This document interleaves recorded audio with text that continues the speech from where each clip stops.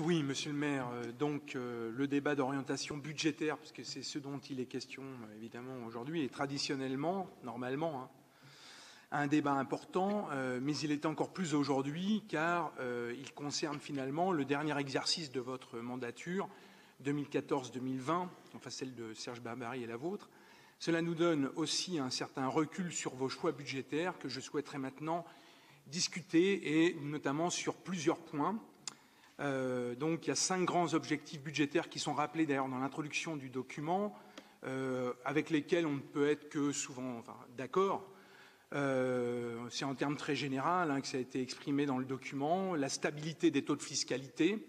Tous les contribuables seront d'accord sur ce point, surtout que les taux d'imposition sont déjà élevés dans une ville où le potentiel fiscal est en dessous de la moyenne de la strate. La maîtrise des dépenses de fonctionnement. Personne n'est favorable à laisser filer les dépenses de fonctionnement qui ont tendance d'ailleurs, aujourd'hui on le voit dans nos budgets déjà depuis 2 ou 3 ans, à baisser mécaniquement en raison notamment des transferts de personnel vers la métropole, en raison de la mutualisation principalement. On n'est pas, mais je reviendrai là-dessus aussi. La consolidation du niveau d'épargne, autour de 10% des recettes de fonctionnement selon les données figurant dans le rapport que vous nous présentez. La poursuite des investissements structurants. Alors j'ai juste une question aussi à poser là-dessus, sur la notion même d'investissement structurant, parce que ce n'est pas une notion, on va dire, comptable, qui doit, j'imagine, se distinguer des investissements dits courants, si je vous suis, qui ne semblent pas prioritaires ou garantis à vos yeux, mais qui sont néanmoins, je pense, nécessaires. Mais ça rejoint ce que disait David Chollet à l'instant sur justement les questions des investissements à venir et de ceux qui doivent toucher l'entretien. La poursuite aussi du désendettement de la ville.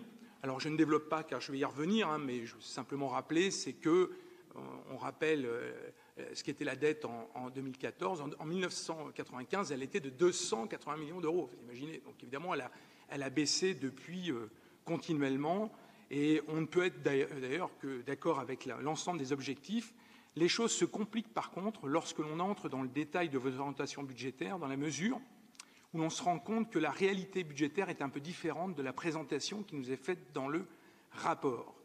Alors premièrement, sur la politique d'investissement, c'est à la page 20 du rapport. Vous affirmez, page 20, que le budget de la ville va permettre, je cite, le maintien d'un plan d'équipement à haut niveau, tout en limitant le recours à l'emprunt.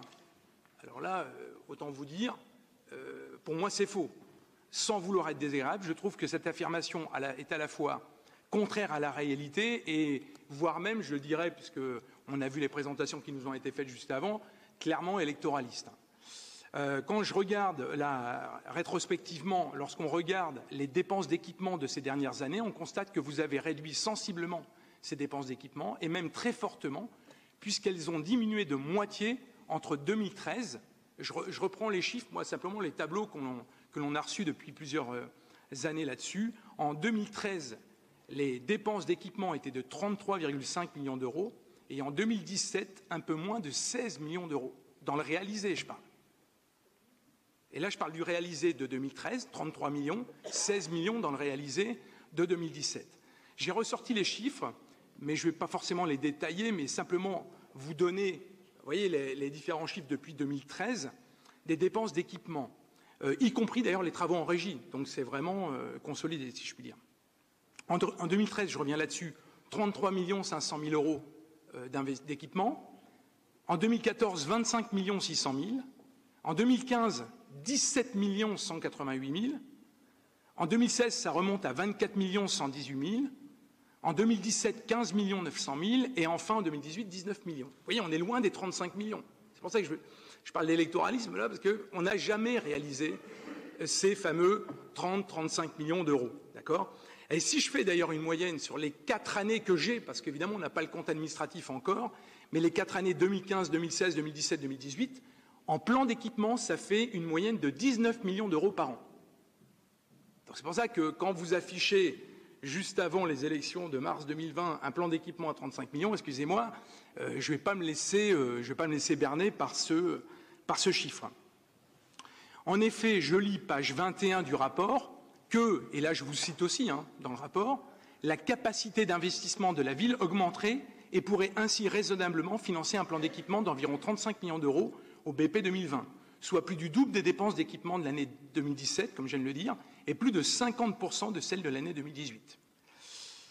Si je comprends bien, après avoir mis un frein à l'investissement tout au long de votre mandat et du mandat de Serge Babary, certains diront même que vous avez sacrifié l'investissement en 2017, parce que là, quand même, c'était très très faible. Subitement, vous avez décidé de mettre le pied sur l'accélérateur en 2020, qui est, mais c'est certainement une coïncidence fortuite, une année électorale. Bon, certains diront que c'est de bonne guerre. Moi, je trouve quand même que c'est un peu, la ficelle est un peu grosse, quoi. Maintenant, sur les taux d'imposition, et je vais les relier aussi, parce qu'il faut quand même tout dire aux citoyens, à l'augmentation des redevances. Ça, c'est à la page 16. Bien évidemment, les contribuables tourangeaux peuvent, à juste titre, se satisfaire de la stabilité des taux d'imposition, même s'il y aura une revalorisation, mais ça, c'est pas de votre fait, des bases fiscales à 0,9% fixées par la loi de finances.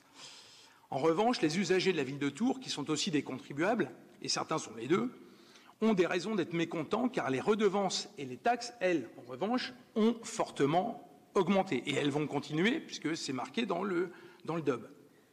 C'est le cas notamment de la redevance du stationnement, qui rapporte 5 millions d'euros, du fameux forfait post-stationnement, 1 100 000 euros, des redevances sur l'utilisation des structures municipales à caractère culturel, sportif, social, qui ont fait l'objet d'une revalorisation des tarifs d'environ 1,3% pour 2020. Ce qui rapporte, moi c'est pareil, je cite les chiffres, ce qui va rapporter à la ville 8,4 millions d'euros. C'est votre choix budgétaire que je ne partage pas, c'est-à-dire face aux difficultés rencontrées par beaucoup d'habitants pour boucler leur budget mensuel, je ne pense pas que ce soit une très bonne idée d'augmenter les tarifs des services municipaux.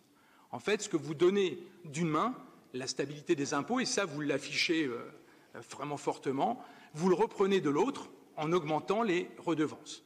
Donc c'est assez habile, mais je pense qu'il faut quand même clairement, c'est pour ça que je voulais qu'on aborde quand même ce débat d'orientation budgétaire pour qu'on puisse quand même dire clairement les choses et pas se noyer dans de la communication, je dirais, approximative.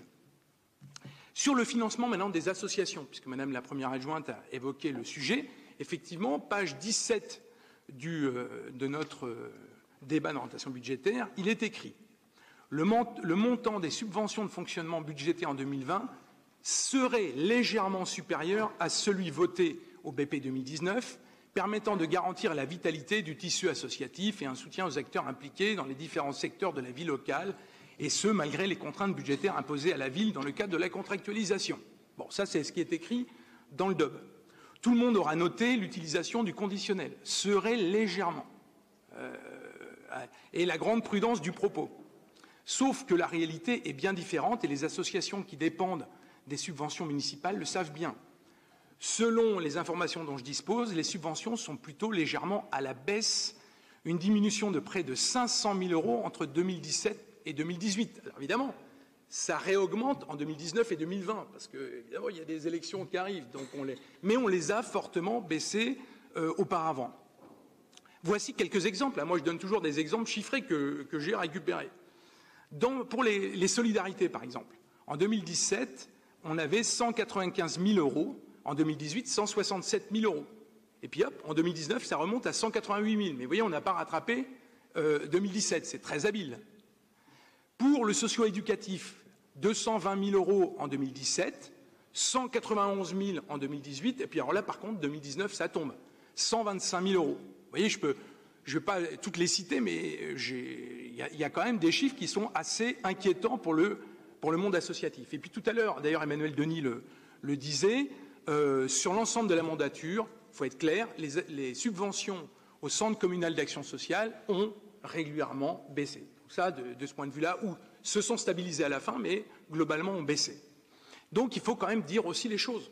On ne peut pas là faire uniquement de la communication, alors que la réalité des chiffres, je veux dire, objectivement, moi je sors simplement les tableaux que l'on nous donne d'ailleurs.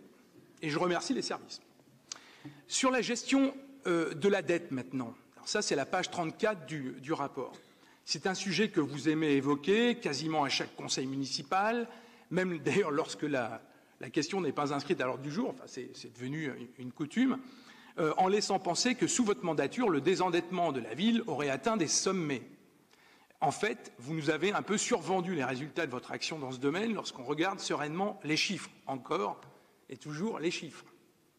Le rapport budgétaire souligne qu'à la fin 2019, l'encours de la dette s'élèvera à 210 millions d'euros, 210,6, contre 218,5 millions d'euros à la fin de 2018, soit un désendettement de 7,9 millions d'euros sur la dernière année. Là encore, c'est quand même une présentation incomplète, car vous ne prenez pas en compte les pénalités que nous devons payer à chaque opération de reprofilage de la dette.